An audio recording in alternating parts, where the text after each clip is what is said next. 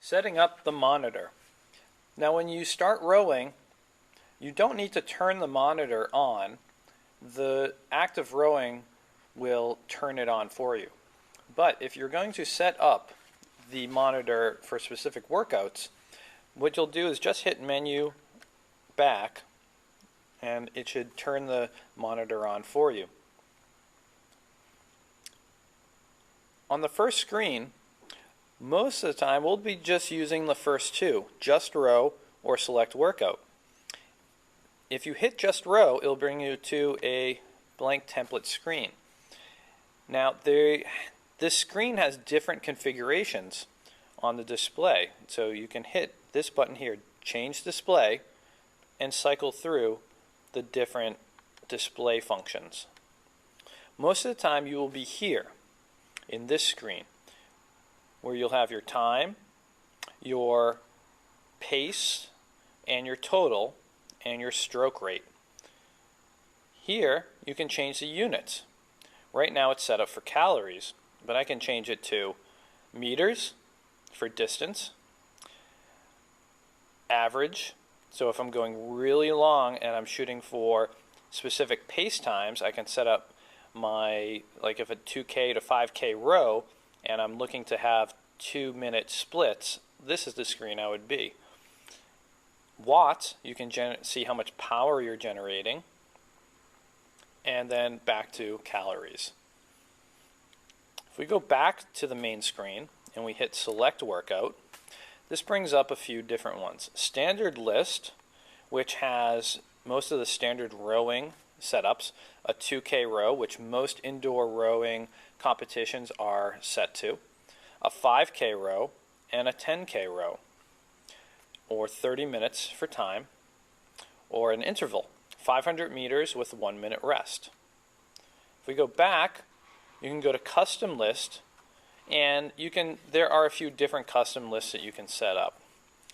There's variable intervals of 1 minute on, 1 minute off for 7 rounds, 2,000 meters with 3 minutes rest in between for 4 rounds, and a few other ones.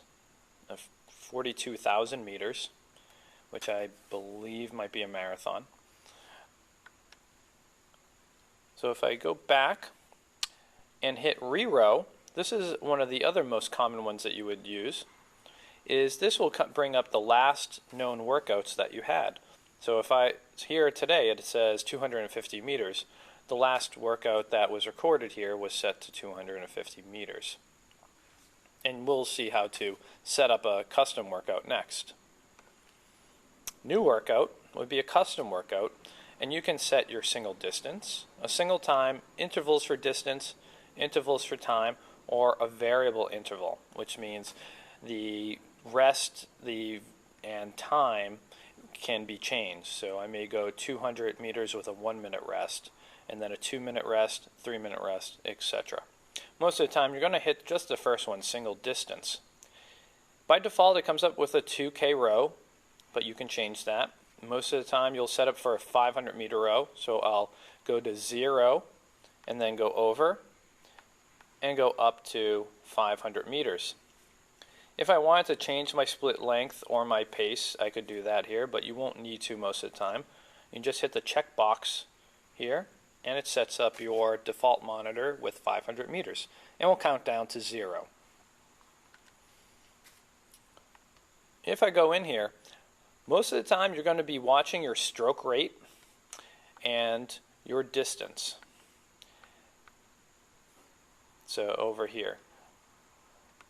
Your split, if you're going over 500 meters, your split will tell you your 500 meter time, and that's one that you want to try and keep constant if you're going over 500 meters, okay, and your actual time for completion. Your stroke rate should remain fairly constant unless you're trying to sprint. So this will help you keep your pace on that stroke rate that we talked about earlier, trying to keep your stroke nice and fluid. And that's it for the rowing monitor.